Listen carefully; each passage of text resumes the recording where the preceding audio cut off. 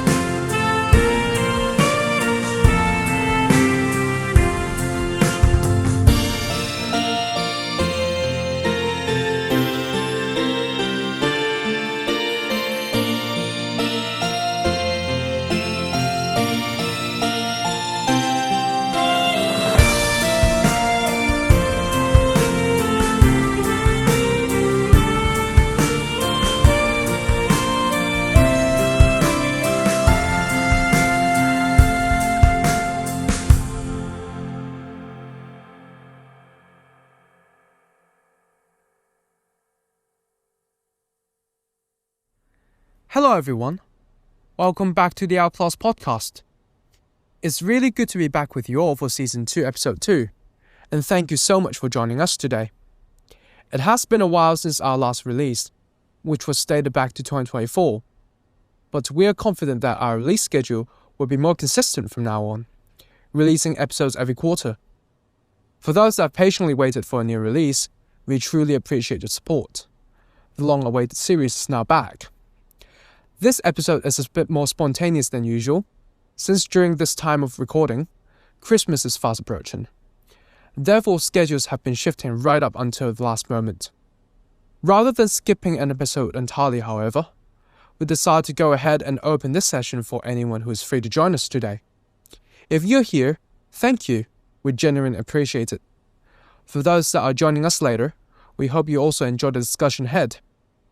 This episode is about Wings of Fire, Winter Turning, which is the 7th book of the series. This book marks a really important turning point, not just for Winter as a character, but for the wider themes of the arc. That includes identity, loyalty, inherited belief systems, and what it actually means to choose who you want to be.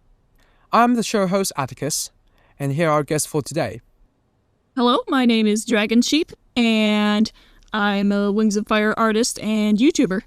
Happy to be here today. Awesome stuff. And yeah, good to see you here. Thanks for returning. The last time we've done an episode with you was back in 2022. That was 3 years ago. Pretty long time. Wow. Yeah, can't believe how time flies, really. It's the end of 2025 now. It's absolutely crazy. Mm-hmm. Hi, my name is Charcoal's Den. I am also a Wings of Fire YouTuber. I mainly do discussion videos.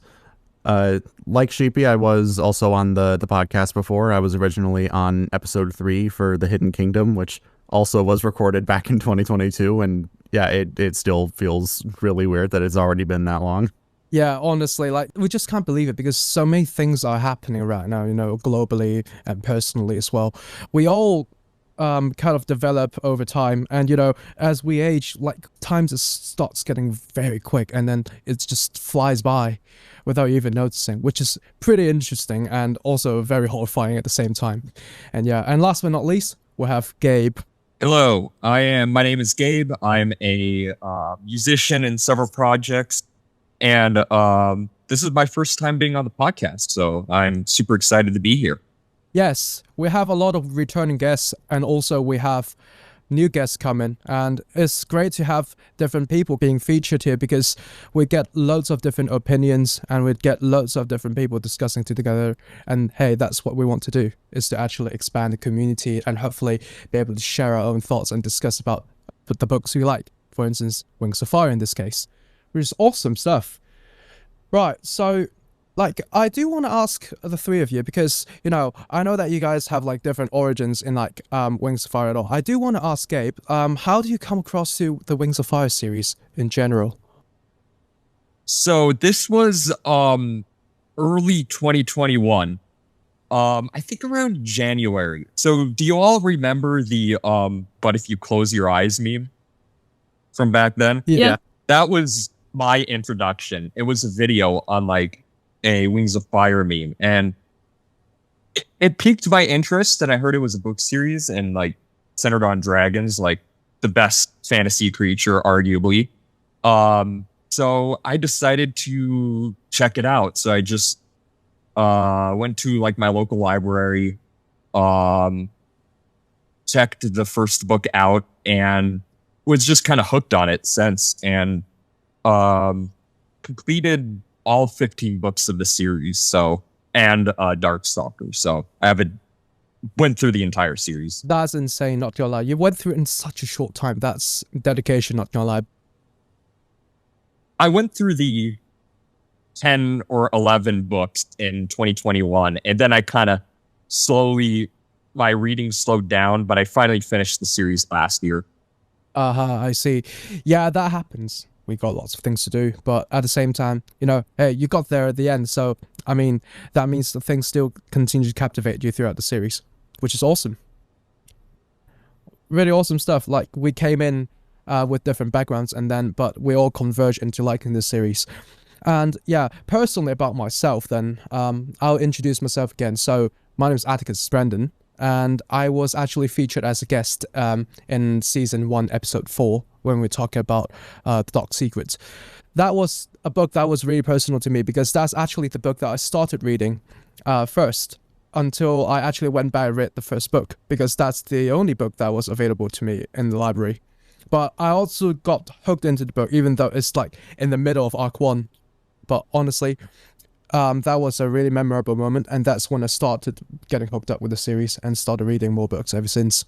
So, very memorable moment. I do want to ask, Charcoal and Sheepie, like, how do you guys came across to like book 7 in general? Because it's a book that is like in Arc 2, and what is your first impression of it when you first read it? Well, I think I was really happy with the cover art. We'd never had an Icewing protagonist before, and we'd never seen one on a cover, so that was pretty cool. Indeed, yeah, I can definitely say, yeah. And also getting to see the Ice Kingdom. Yeah, that's probably like, the first time we got to see it that clearly.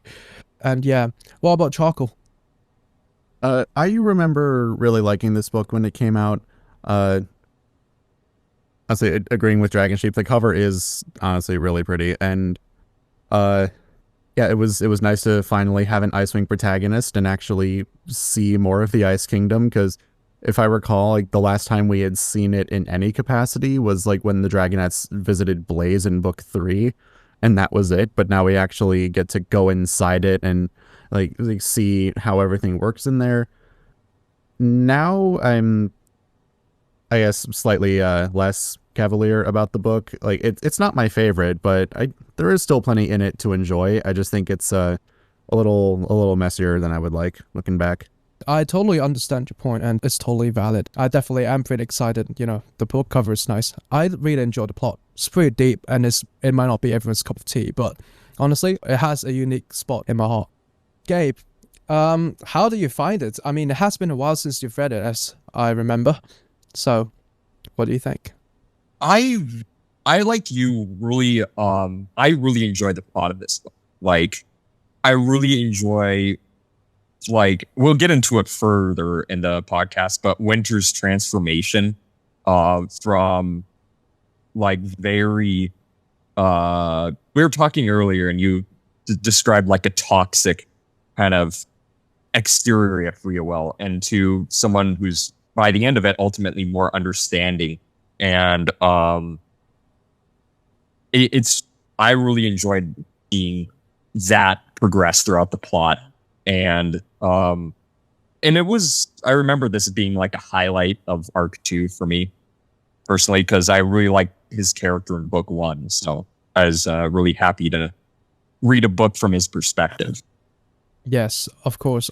And I totally agree with that perspective as well. There are really some really, really good bits in this book. There are a lot going on. Might be a messy here and there. But honestly, like, you get to see the character development, something that is extremely well done, and you get to see actually you cannot judge things by the book of by the cover, really. Like, you cannot judge a book by its cover, because there's so much underneath that you might not be able to see unless if you actually get to know that person, or if you actually get to read their point of view, and you can actually see how conflicted they really are, even though they might act like an asshole in the exterior. That's essentially how a lot of people actually work. So yeah. So, and also, your point leads great into the book, so we can just get cracking. And by the way, just wanted to give a precaution. All of the contents we're talking would be up until Winter Turning, so we might go back retrospectively to the previous books and Arc 1, but we won't go beyond this book 7 for sure, because then that would be spoilers. But we do want to be very sure to tell you a fair warning, is that there would be spoilers about this book in this podcast. So let's get cracking on it. You guys ready? Mm-hmm. Yeah. Awesome. So yeah, so the thing about this book is that when we get into the prologue, you can actually see how there would be like is a flashback to the Icewing royal family dynamics ascended and the key events that kind of prompted book 7 to happen. And you actually see how kind of like there's like so much rigid hierarchy and emotional coldness to it. And you know, when you look at Winter, he's like very soft in comparison to them. It's like he's like always being undermined, and he's like not really capable of doing anything. But honestly, obviously, that's not true when you keep going. But you know, he's actually very insecure deep inside him. But he has to put in this very cold exterior, as he was introduced back in book 6. Like, he's almost like villainous sort of character. But you know, he's actually not what it seems at all. I do wonder, like, did that like kind of surprise you guys by any chance? Moon was in his head for the first book, so we were able to see what was up with the his internal world. Yeah, and it kind of leads great into it. It's like a really good foreshadowing that you can actually see, okay, it's not what we thought he is in the exterior at all. And yeah, definitely.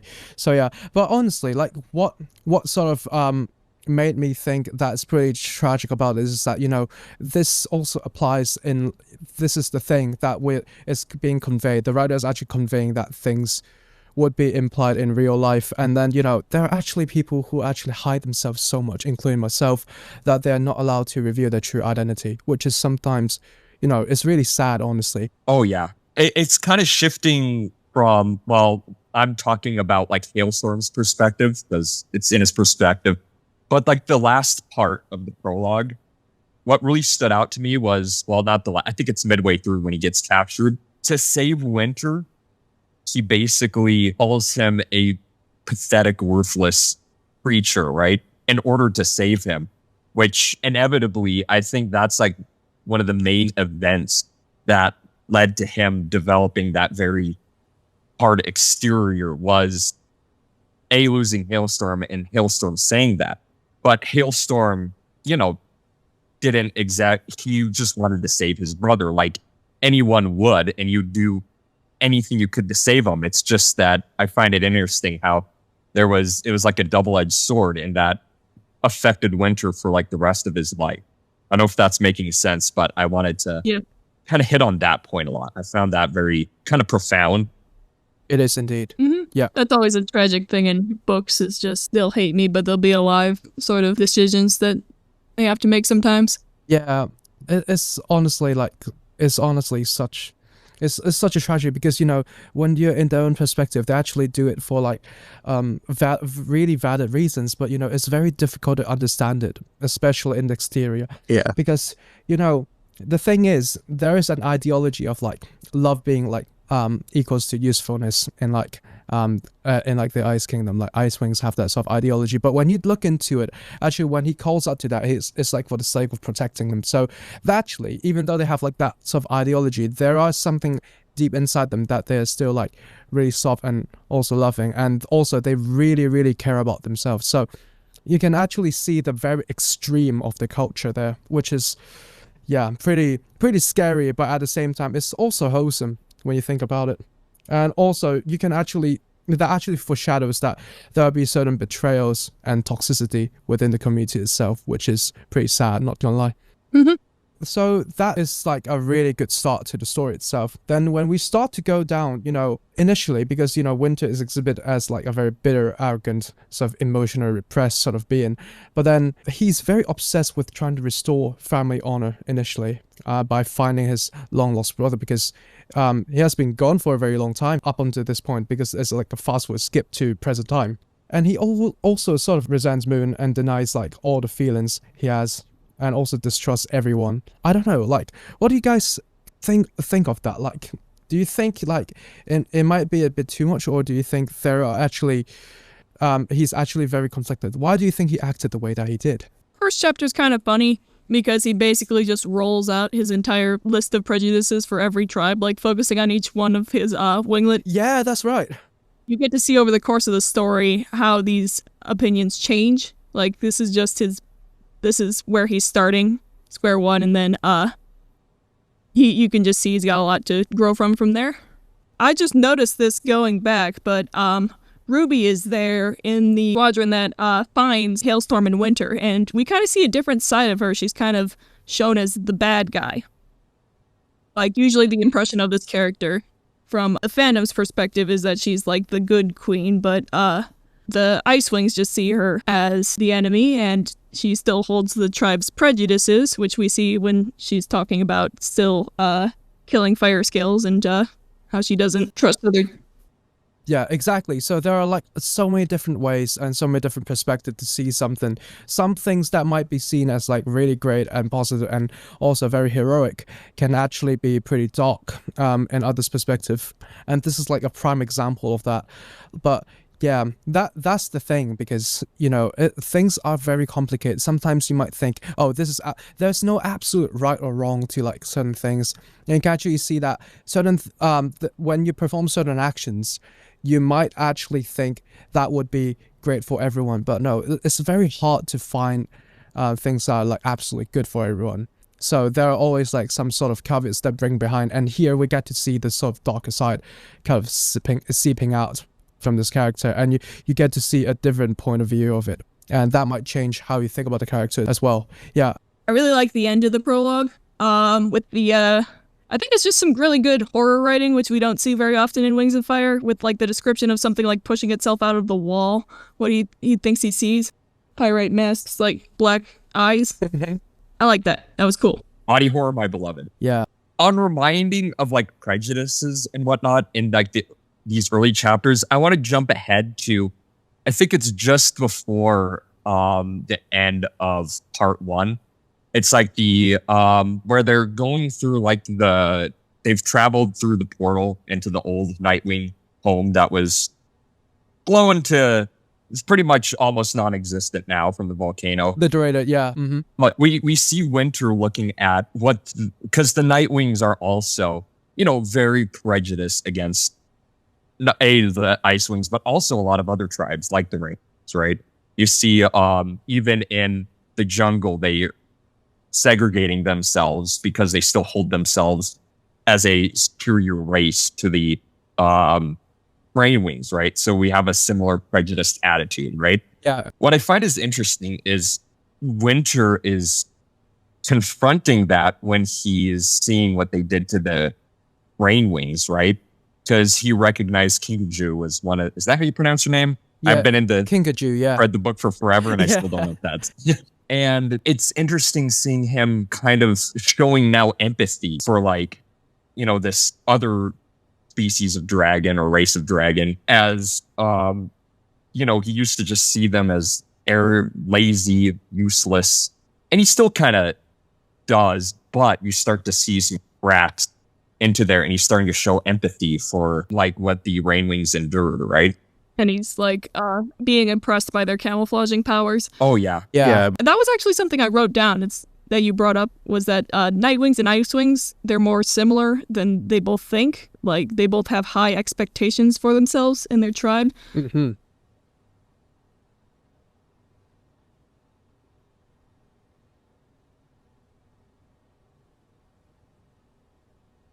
And they're both afraid of Darkstalker, but for different reasons. Yes, yeah, exactly. So things kind of converge together, but at the same time, you can see how things are really represented very differently. But deep in the core, they kind of have like overlapping beliefs, but then at the same time, you know, there are the differences and the similarities that kind of bring them together, and that is the sort of thing that absolutely blows your mind, because you'll be surprised. Oh my gosh, like there's so much similarities, but they think they're very different. That sort of thing is very interesting to see, not gonna lie. Mm-hmm. It's kind of what everyone else was saying, because about like prejudices, like how Winter just basically just goes over his opinions on all of his classmates, like in the first chapter, like that. It really does show like just mostly how he was raised, because like we know like Icewings are, you know, like very like, especially the royals, they're like very arrogant, like all other dragons are like considered beneath them. Yeah. And especially with the whole like feud with the Nightwings, like we've seen the Nightwings perspective on this by this point. Like we have gotten no shortage of Nightwing content, but this is the first time we're really seeing it from like an Icewing's point of view. So it's interesting to like see like their side of the story, and how basically how that, you know, like 2,000-year-old grudge is kind of like shaped how Winter thinks about other people. And it's very nice to see how like he's able to like grow and change throughout this book. Yeah, exactly. And you know, honestly, like a lot of conflicts are like kind of built and progressively getting worse, like in accumulating factors. They probably have their own points and perspectives that they feel like it's not fair and stuff, but at the same time, you know, there are also people that are actually clouded with grief and clouded with selfishness, and then they just kind of collided together. The Icewings and Nightwings, they have like their core concept is like very similar, but then the way that they exhibit is so different, because one is like blatantly arrogant, they like go strong, and they like kind of express everything as violently as possible, like very, very honest. But then, you know, the Nightwings kind of like hide everything inside them, and they used to be, at least, quite mysterious, and you don't really know a lot about them. But their actions, actually, when you see, they kind of converges together, which is very interesting. They look very different, like the way that they act is very different, but then they kind of have like a very similar line of thought, which is pretty interesting indeed. And honestly, like the way that he like Winter kind of calls everyone out that way is actually shows how, you know, how transparent he actually is. He's like too honest to certain things, and he actually has no limit to how far he can go. And that you know, sometimes in life that could be a good thing and a bad thing at the same time. You know, the bad thing is, you know, you can genuinely hurt someone by doing that, actually calling everyone out, and people will view you as like an arrogant asshole. But at the same time, if actually people start to realize that you're not that type of person, and you're just basically being too truthful and too honest, then, you know, they can actually become a very loyal and very honest friend of yours that don't really lie to you. So there are always two sides of coin. That's the sort of thing that I see here in the first 4 chapters, at least. Is that something that you guys also felt? I agree with that. I feel that. Yeah, me too. Yeah, honestly, yeah. So there's a lot of depth in the beginning already. So that's why I feel like this book is actually going in a very unique path that is pretty different than other books, even though, you know, there are lots of different personalities. And I feel like we get to explore those different people. And a lot of people might relate to this a lot. So yeah, I personally think it's really good. Okay, so when we get to like the next part of the book, you know, we get to like the Rainforest and Nightwing Village. When we get there, you know, Winter actually has a huge resentment, and he despises the Rainforest a lot. You know, there's like so much going on there that it really just overloads him, so that it's like Sensory overload. Yeah, sensory overload, essentially that. And yeah, you know, that happens sometimes. You know, especially if you're like an introvert and then you actually go into a party or a winter ball, you actually would get pretty overloaded. And I get that feeling sometimes because, you know, personally, I am pretty introverted, and when I get into those sort of scenarios, I do feel overwhelmed sometimes. And yeah, it's like, it's pretty insane. And I honestly would feel very overwhelmed, and I would probably hate that place. But, you know, sometimes we get to learn how to overcome these things and we get to see it. But, you know, that's totally justifiable for an introvert point of view, don't you think? Yeah, it's just, yeah. Yeah, definitely. I will say I will say as someone who currently works in retail, it is and is also like very introverted. I'm realizing now that I can sympathize with Winter a lot here, because especially like at work, if we're getting like just customer after customer after customer, especially, you know, with it being the holidays and all, it's very easy for me to get overwhelmed. And like for Winter, this ice dragon who is, you know, we used to living in a barren tundra his whole life, suddenly being thrust into like the rainforest, so full of, you know, like heat, humidity, small animals chirping everywhere. Like, of course it's gonna piss him off. Yeah, essentially that's the sort of thing. Like, my goodness, like a change in environment sometimes, like you might have been used to like an environment for a very long time, but for instance, if you study in university and you see some students being transferred and it's the first time that they've went overseas, for instance, you actually can see that they are actually struggling to adapt to the new environment, because, you know, things can be really overwhelming when things are just not the way that you've seen, that you've been used to for the past yeah, especially when you've been told your whole life that your way is better. Yeah, exactly. Yeah, and that sort of like, oh my gosh, like this is so different. I absolutely hate it. You know, that sort of thing, that sort of rush of impulsiveness, like it just comes to you. So, yeah, absolutely justifiable. And yeah. And so yeah, so that's the thing. And when you get to see that, like the new environments and stuff, and then when you get to like the Nightwing Kingdom, when they get there, the Nightwing Village, they expect enemies, but like instead they like find refugees there, and things have like drastically changed over time. So yeah, and you know something actually kind of happened there that kind of shocks him, is that, you know, he's actually treated with respect despite being an asshole, and that kind of shocks him. And, you know, sometimes people have gotten used to like harsh treatment for such a long time, all their life being abused in their family, but then eventually when they came out and then people started treating them with respect and treating them like a genuine being, they actually would be too shocked and can't process it. And like, honestly, I feel really bad when that happens. That's something that is honestly like I honestly kind of sympathize and empathize as well, because you're like always constantly in survival mode, but then suddenly you have the chance to like relax and people actually respect who you are. That's something that's very different, and it's like very tragic for lots of people who never got to have the chance to be themselves, really. Yeah, I think Winter as a character really opens himself up to a queer reading, and a lot of people relate to this character for that reason. Yeah.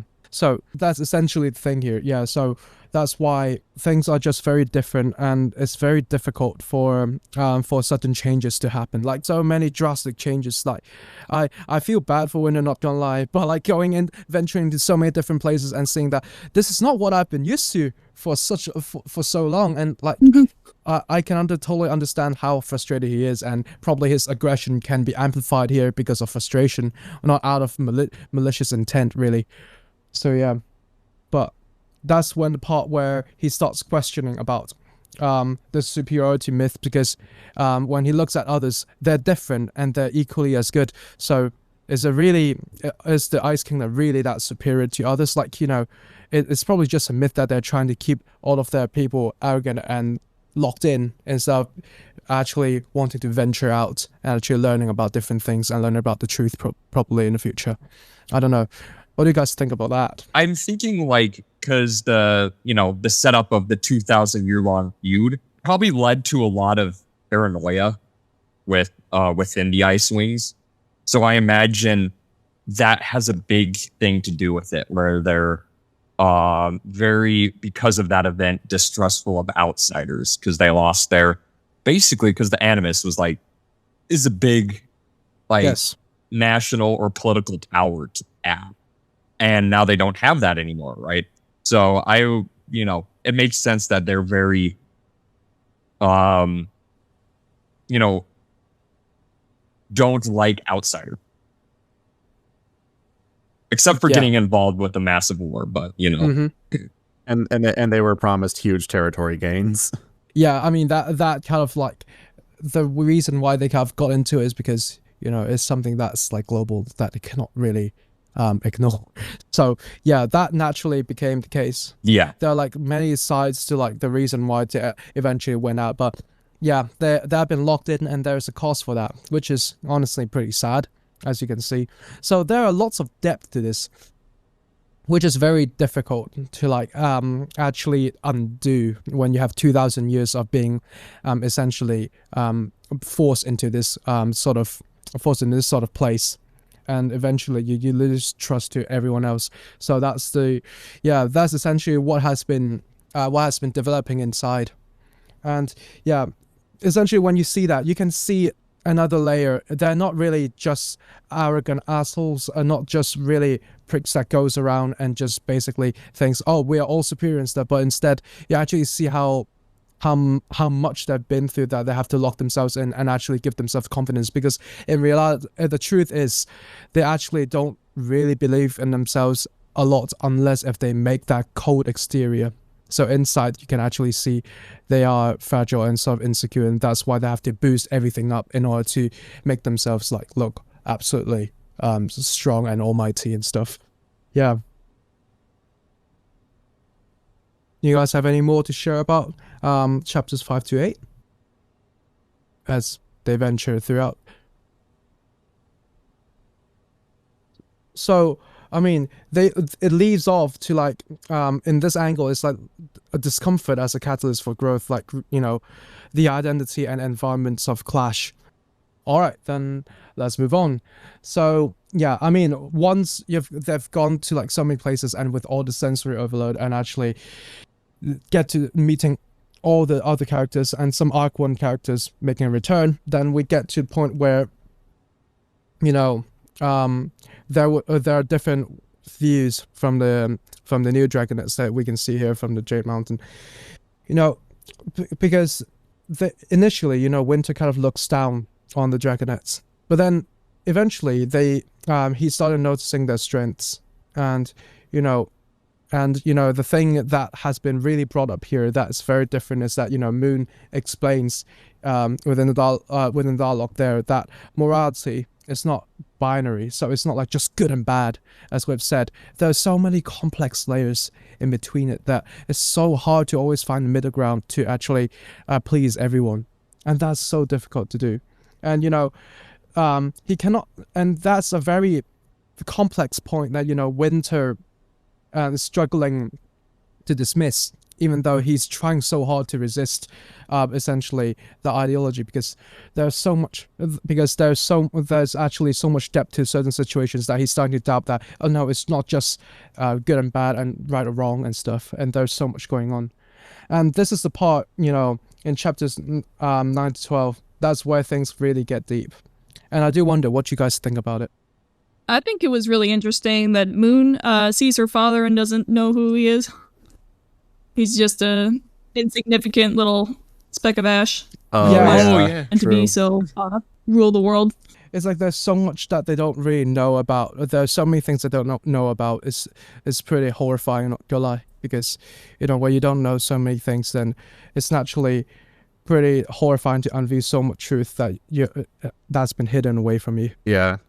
I will say, because I'm reminded of Tsunami encountering Gil in the arena in book 1, except Moon seeing Moroseer here, it never comes up again. Yeah. She just never learns that that's her dad. Yes.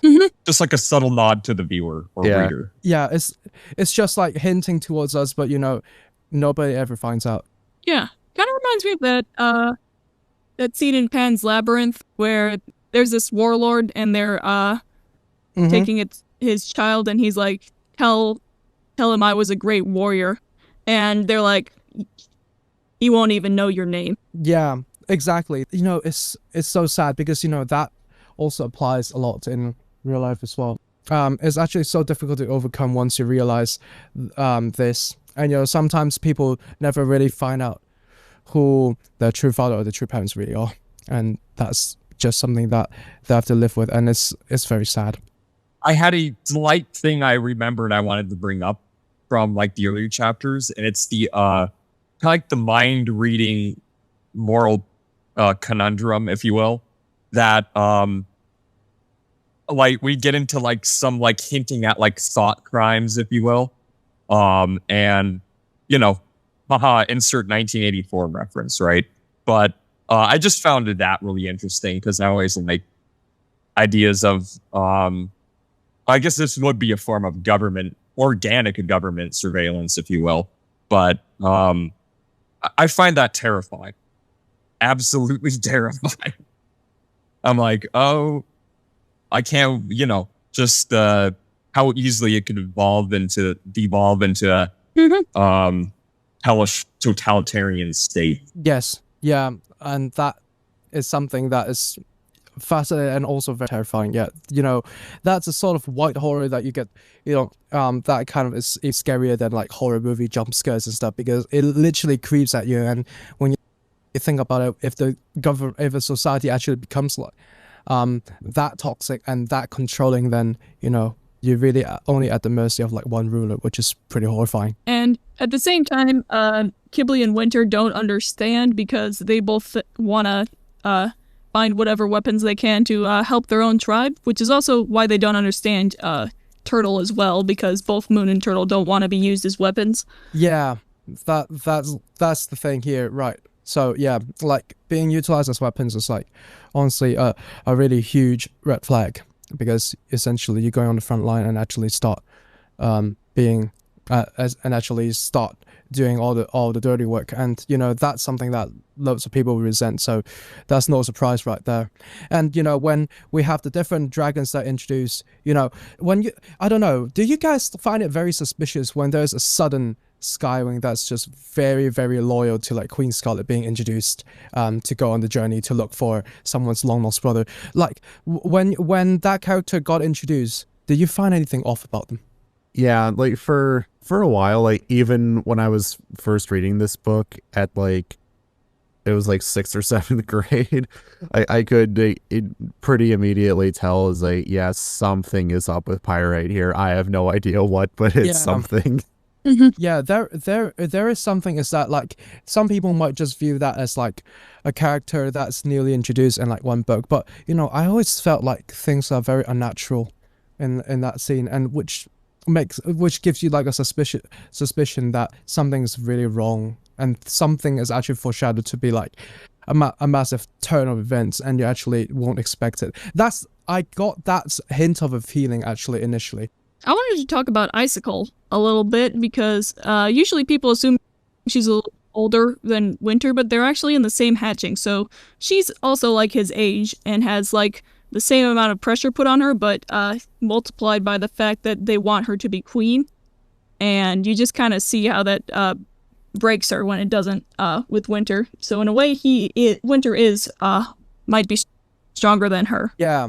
Even though he thinks he's the weaker sibling. Yeah, because sometimes, yeah, that's the sort of thing you're like kind of made to think that, but actually, realistically, when you look into it, like, it's actually everyone has like their own strengths and weaknesses, and sometimes you really, when you look at it, people that are not confident actually does a lot of things that are much better than they think, because actually they are trying to suppress themselves by doing all these things, but internally they actually are rebellious, and they actually want to rise up to actually show that they actually are worth something, because being always called worthless actually is very exhausting mentally. It drains you.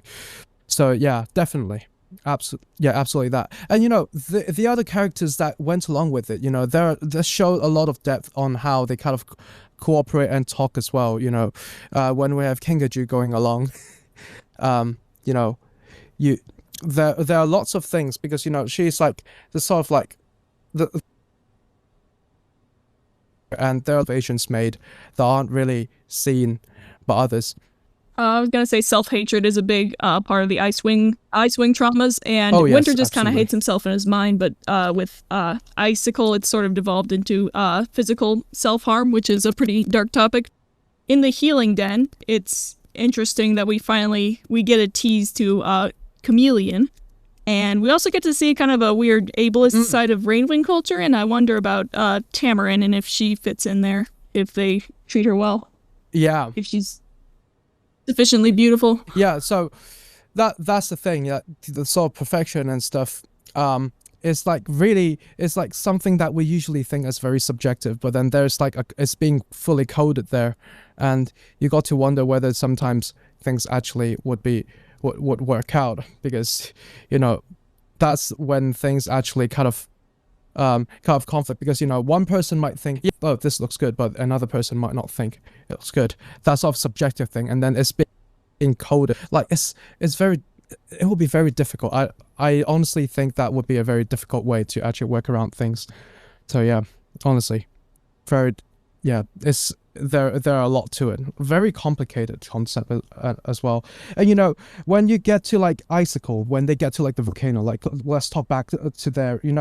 This sort of devastation from the Night Kingdom absolutely tears Winter apart. Like they're not aware of all these things, and suddenly there's such a huge flush of information got to them. And when Icicle kind of confronts them, being very desperate and unhinged, it actually causes a whole issue, right? So because Gennadii kind of almost got the final blow and almost died there, heavily injured. That actually shows you like how much of an impulsiveness has been built inside them. They you might think they're very disciplined and very the sort of like very rigid sort of beings, the sort of dragons that actually would be acting the most sensible. But no, actually in this scene you can actually see how the emotional judgments actually cloud their entire brain, and all their logical thinking just were threw out of the window, and that becomes a really huge issue. And when Winter realizes this, and as Icicle gets arrested by Queen Gory here, Winter has a big realization. That's like the big changing point of his personal arc, because he actually see that if he continues going down this sort of Icewing ideology, eventually he might end up like Icicle itself. It's like a sort of mirror that he can actually see. Like if he keeps going, then that would become what he is if he doesn't care, and he just keeps going until he actually eventually cracks. But this scene also shows that he cares a lot about others, and he's not as cold as you actually think he is. I had two things. So one you kind of touched on just now, but that scene is the first where we kind of see Winter be like, yeah, care for, well, he already did in the previous book, but you see it through his own perspective. Like he doesn't want Gennadii to get killed, right? You actually see visible concern or internal concern, right? Mm-hmm. And back to, I think it was the subject of foreshadowing. I had this highlighted in the book, but it's let me see. There it is.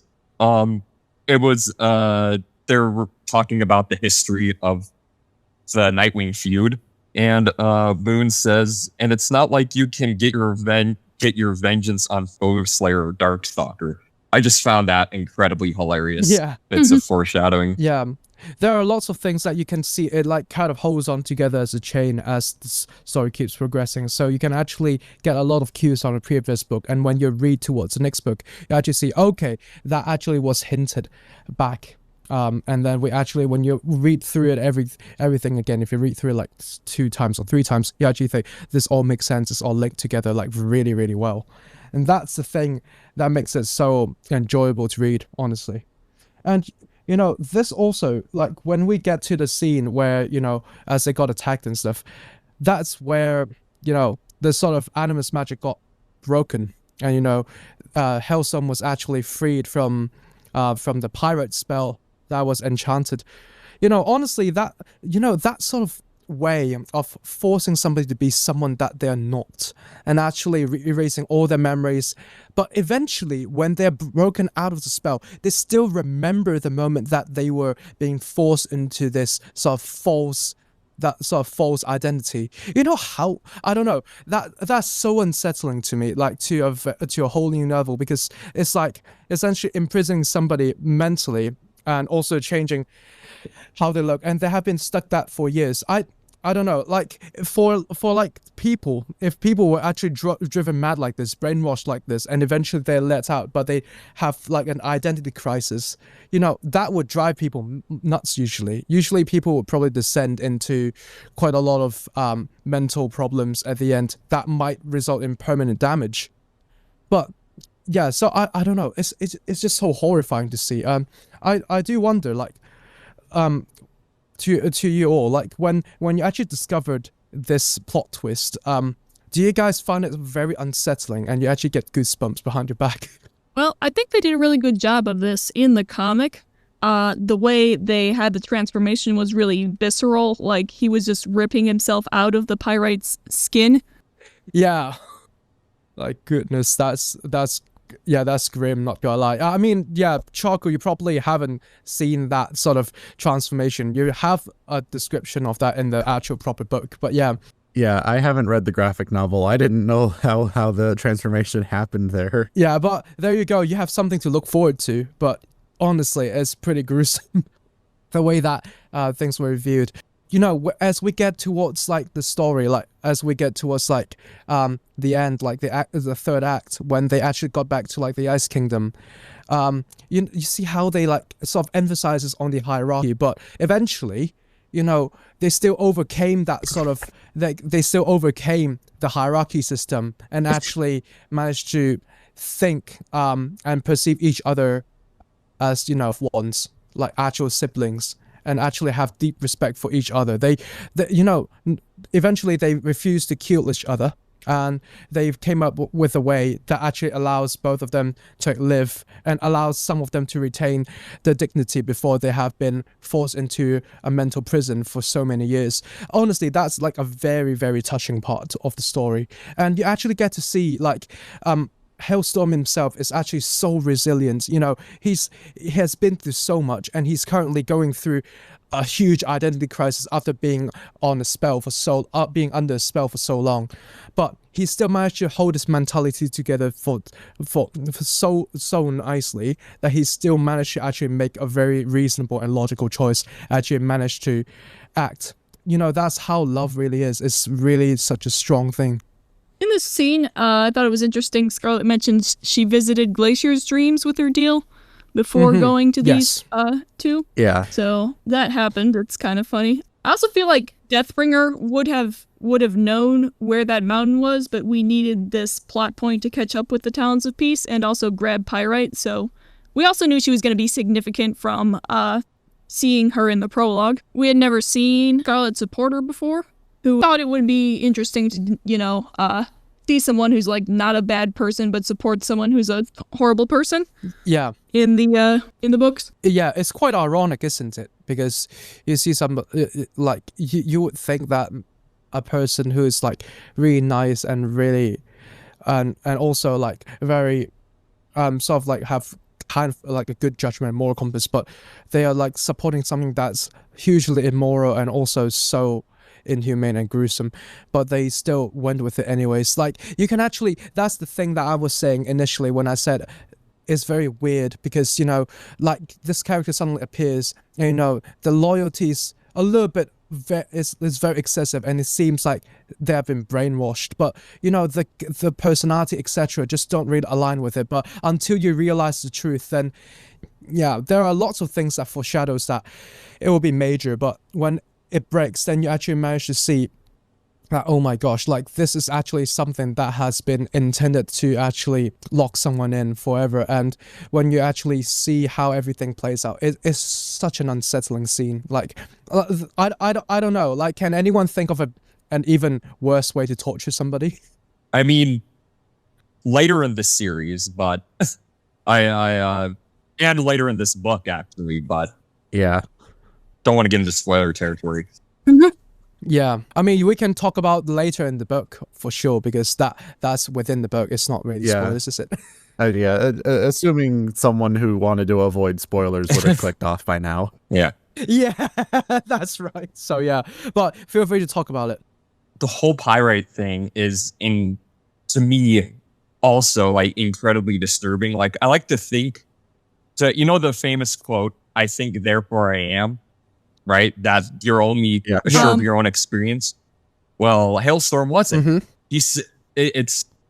What made him simply ceased to exist. Kind of like cores of like memory, right? Like, or like going to a real example like dementia, right? Yeah. Which is, even more horrifying, as you're slowly losing bit by bit what makes you you, and you're at least partially aware of what's happening. But it's a similar thing. It's just like he simply just disappeared, right? His consciousness was gone, flatline. It's horrifying. Yeah. I also thought it was fun that they named her Pyrite, because it's like fool's gold, and you see like something's not what it seems. Very nice touch, honestly. In the nomenclature. Yeah, in hindsight, that name was genius. I mean, granted, the possibility never occurred to anybody that like Pyrite was like an Animus created mask to hide Hailstorm, but I feel like Chameleon could have come up with a less suspicious name. Yeah, that absolutely, that gave it away for us. I don't know, maybe Pyrite has a different meaning in the language. Okay, yeah, true. Who knows? He's not good at names. We know this. that sort of thing, yeah. So nice touch in story-wise, definitely.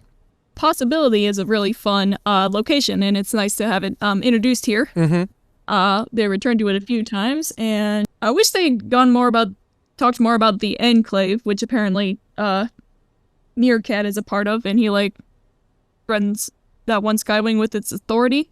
And it seems like it would be coming back later. They even put it in the graphic novel, but I'm like, I guess it's just the group that runs Possibility. Yeah. There are lots of things that like they left a lot of ends where they can expand on, but yet they're still yet to explore those. And I think like with Possibility in particular, because I've seen like a lot of like fan stuff involving it, not just because like it's supposed to be this like town where any dragon, like hybrids included, could show up to live a life, find their place in the world, but there's also just so many loose ends left for us to figure out ourselves that a lot of the fans just have fun like filling that stuff in. Yeah, exactly. So this is one of the series where we see a lot of fan fiction, a lot of fan theories, and you guys make some good hypotheses, not gonna lie. Yeah, I honestly really like them. And when there are like more characters that are revealed to be alive, for instance, that is also something that gets explored on. And these sort of loose ends are bits where either fans can come up with something, or they can eventually pick up and actually continue with the story. I'm not too sure whether they would keep going in like a chronological manner, but I feel like they can probably jump between and make it a non-linear sort of series. That would be pretty interesting too. I'm not too sure what sort of direction they would probably go, but that's also a possibility, not gonna lie. Three-body problem, for instance, that is a story that keeps jumping between. Might do that in a future podcast episode, depends. But yeah, for then there's like the last thing that the thing that I do want to talk about the dynamic. There is a little bit of like a hint of romance going on there. Keeply, this chill guy, Winter, and Moon. I don't know, like that sort of dynamic is always pretty awkward, especially between like two men trying to fight for like one woman's interest, but the other is like very embarrassed to really show any of that emotion. It's pretty difficult, isn't it, to hold it back? And at the same time, it seems like Ghibli really cares for Winter as his friend, and you can see that he knows that Winter likes Moon because he's just so good at reading people. And you can see he's kind of just like put them together on missions sometimes if Winter needs to be cheered up or something. Like at the end when... Yeah. During that time when they were searching the mountains. Yeah, exactly. Yeah, Ghibli is a very observant character. Like, he doesn't need mind reading to see right through Winter immediately. Yeah, that's the sort of thing. Like the emotional intelligence of that character is unreal. Not gonna lie, he's like the person that you will always want to open your heart to, and even if you don't, they can figure out everything, like at one glance at you. Too bad his emotional intelligence kind of disappeared in the third arc, but you know, that's another discussion. Oh man, yeah, that's horrible. We don't spoil that part, but yeah, something to look forward to for people that are reading. But yeah. The thing really is in this scene is that, you know, there are also a lot of signs where, you know, Winter can't really hide it that well, because, you know, sometimes even though they're trying to make a cold exterior, when you know a person after a prolonged period, it still shows. It's very difficult to hide the real person you truly are. And it also reveals that a person who's like, or like a dragon in this case, that's like very cold with cultures that are actually unmatched in terms of meanness, can reveal to be someone that's actually pretty warm-hearted and actually cares so deeply about you. And sometimes, you know, that might apply to many really bad people that are trying to act bad, but essentially they're not really that bad. And, you know, some parents also do the same thing. They care a lot about you, but they try to not show that they care, which is a tragedy, not gonna lie. Don't be those parents. Toward the ending, like the Diamond Trial, I thought it was a little bit weird, his parents' plans. Why not just put Hailstorm in the first circle and Winter in the last, so they didn't have to fight each other? Yeah, well, in the Diamond Trial there, you know, that's the thing, you know, it's like why people cannot change their heads and actually be more flexible around things. You know, that applies to the entire UK. I'm not gonna be political, but realistically, that's what it is. They said rules are rules, and like, because they've disappeared for a very long time, then naturally they're gonna go all the way down. You can see that's the lack of empathy within the society and how brutal it is. Even though you've suffered so much, they don't give you a second chance.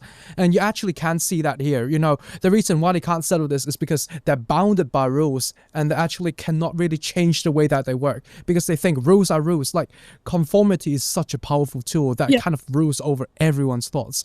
And, you know, that is the thing that kind of masks all flexibility. Something that I do personally think in the background I've witnessed. I lived in Hong Kong in the past, and, you know, everyone's very flexible. We get to like really bend the rules sometimes to accommodate certain things in order to find a compromise to actually get things working.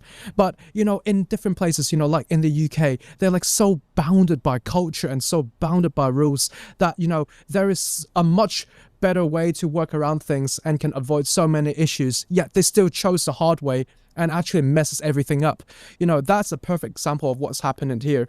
You can also see how, you know, they're trying to find a way out of this. And, you know, these are called workarounds, aka breaking rules. But, you know, sometimes that also shows that sometimes breaking rules is not a bad thing. You know, Tuiti Sutherland is actually really trying to tell you that, you know, sometimes in certain cases, you can't just abide by rules and actually listen to everyone and agree with everything. Sometimes you do have to question whether that's the right thing to do. And in this case, they absolutely did doubt it. So eventually, because they can't really get other people to change their mind, they eventually just decide to break the rules for once. And, you know, hey, that saved both of them. It's a win-win situation either way. So sometimes that's how non-conventional methods would work, and that's essentially what we should explore. And really, because in many different places, like, you know, flexibility is severely lacking, and also, you know, empathy is also very lacking, and that actually makes, you know, that also makes mental rehabilitation very, very difficult as well.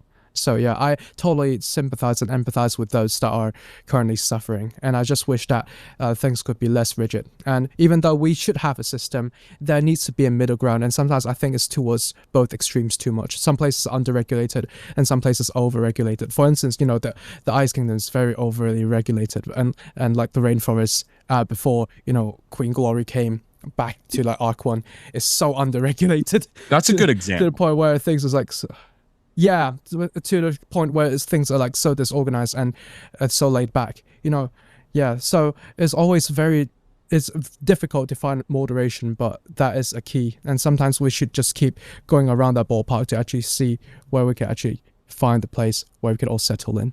I think this is what Gabe was talking about, was like another horrible animus fate, most layers. Yeah. Yes. But now you're like put forward in time so far. Oh yeah, definitely. 2,000 years. No longer in an endless loop of dying, thankfully. Yeah. But still surprisingly sane. You can see so much suffering and so much pain. Living so long. This is a good way that the writer has given us. Is it really a good thing to like live so long and then get to see so many things that just change? Like in our life, this is very deep, but I know in our lifetime, we have so much time to live. Sometimes we feel like it might be too short and we want to keep extending it. But is it really a good thing? If you extend it, won't that eventually drive you nuts, really? So I think that's what essentially is implied here. And when you see like, damn, 2,000 years, they're still around, they must have witnessed a lot of things, but it's probably not as fun as you might think. They've been through so much. Yeah, I think like the only reason Darkstalker is still sane is because he slept for those 2,000 years. Yeah. Like he just woke up like for him it's only he just took a nap. That's all it feels like to him. Exactly. Yeah. Like things just kind of froze in time. But I imagine if he actually lived through so long, I think he's gonna like go crazy and just literally blow the whole world up, because he's already not very safe to begin with before he fell asleep. So Oh yeah, no, like yeah, he was already unstable. I don't think he can handle that. So yeah, his mental stage is stuck at like the day that he slept. So he's technically not very old mentally. He's just old physically because he has been in deep slumber like that and has made immortal essentially. So yeah. No. Yeah. Yeah, there's so many these characters. They're all so dark, and it's all you can actually see a lot of pain and so much misunderstanding, so much complexity. But at the end, they're deep in it. It's like a bittersweet moment where you actually get to see that not all characters are bad and not all characters are good. You actually get to see it like both sides of the coin, which makes this series like so special in my opinion. And honestly, like once we came to like discuss about these sort of deep points, do you guys feel like you might actually, I'm not too sure whether that changed your mind. Do you feel like you might actually like this book a little bit more? I think so. Like I would probably have to like fully reread it to kind of like form an opinion on that. But generally, I think I appreciate this book a bit more. And something that I mean, it's more something about the rest of the series going forward, but it feels appropriate to bring it up here. Winter's development in this book, I love it. But without giving too many spoilers, it's just such a shame that the rest of the arc kind of forgot it all happened. And then like later on they suddenly remembered he had development, and at that point it just didn't feel like Winter anymore. Such a like waste of potential. Like I don't know. It could have been just pushed so much more, and it would have been awesome. But it is what it is. Yeah. Yeah, some of the characters I don't really agree with the development, honestly. Some of them develops a lot within one book, but then all of that has been either undone or forgotten afterwards. For instance, a perfect example when you go retrospective, for instance, like Clay, he has a really good book one, really good start. But then I feel like even though there are occasions where he exhibits similar behavior, selfless and also very brave, I feel like it has been undermined a lot. It has been made more of a joke, and I feel like I'm not too sure whether I really agree with that. And, there are certain bits that I wish they could have done better, but it is what it is, isn't it? So, yeah. I think it kind of reminds me of the quote, travel is the enemy of prejudice. And I just find the whole thing really bittersweet, because I think a lot of people who have had to escape dangerous families or countries have the feeling he has, where you're free, but you can never go home again. And there's this grieving of like everything that was familiar to you, but you also wouldn't go back.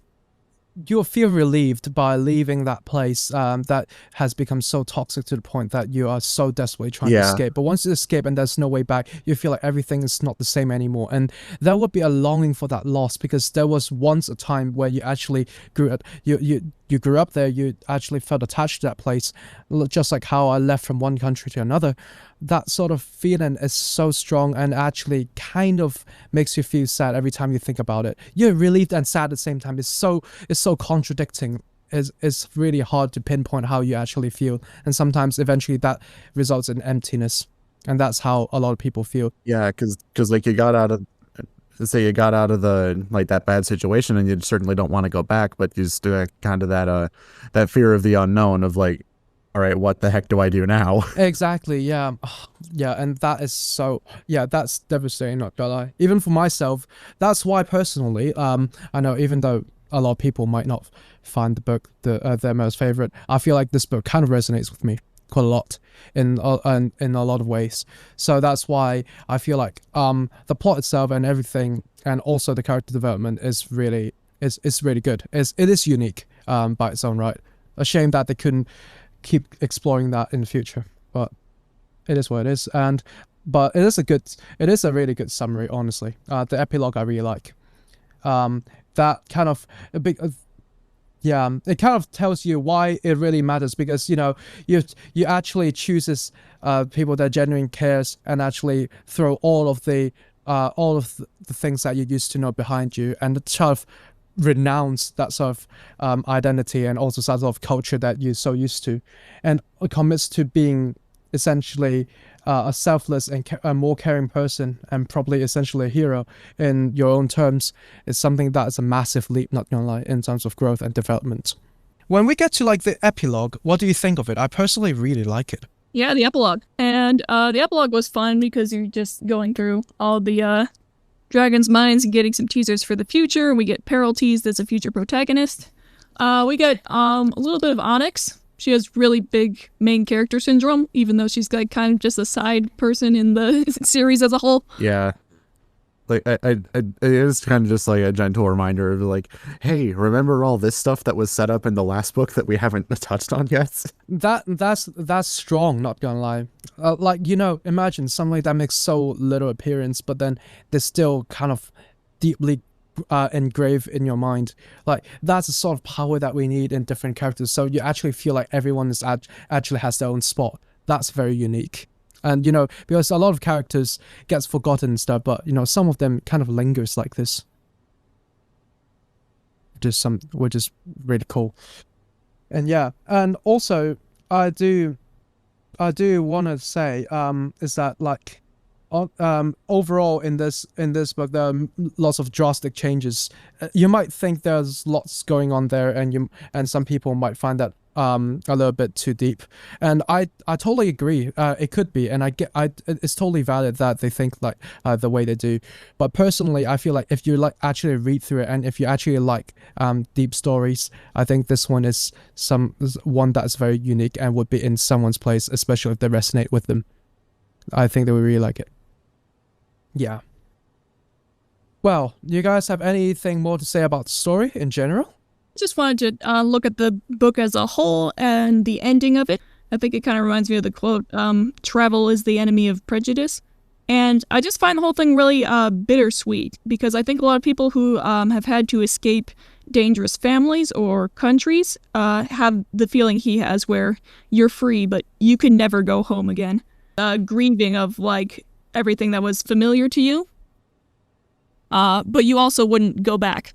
That's very true. Like, moving on from a familiar place is always hard. Really well said. I do think it's probably a bit better than I remember. Yeah, that's good. Good to know that you have a sort of different perspective. So see, these sort of life discussions allow you to have like a really different perspective on certain things, and you might actually start shifting and actually think, oh, it's not everything that I've remembered. That's like essentially what's happened to me when I reread certain things and actually rewatch different movies.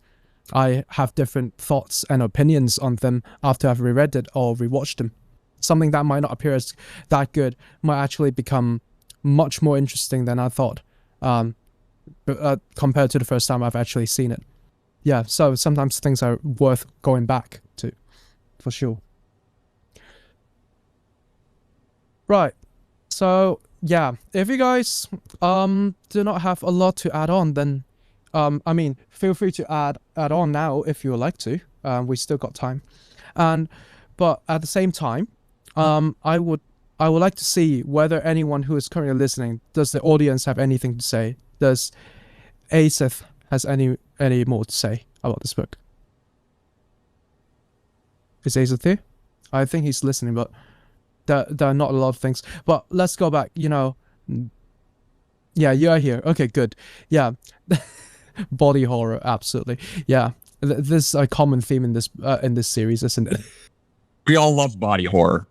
Yeah, it might be intimidating, but at the same time, it is interesting to see all these things. Because in the society, actually, that is how things were back then. And when you read this book, it's actually a good bridge between fantasy and real life scenarios. There are lots of metaphors here. This entire book itself is a metaphor, and I feel like it's really nicely executed in many places.